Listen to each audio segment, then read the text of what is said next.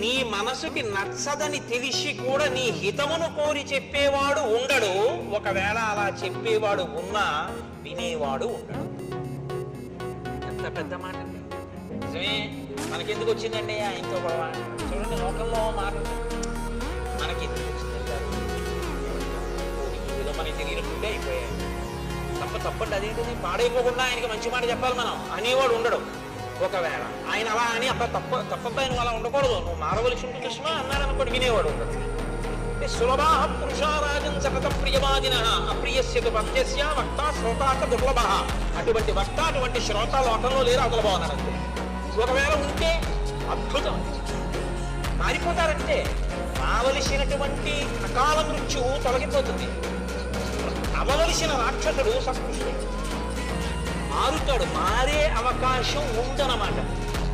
అసలు నేను విన్నంటే అన్నీ విన్నా చెప్పొచ్చావు లేవా అన్నాడు అనుకోండి, ఇంకెందుకు పనికి వచ్చినట్లు. నీ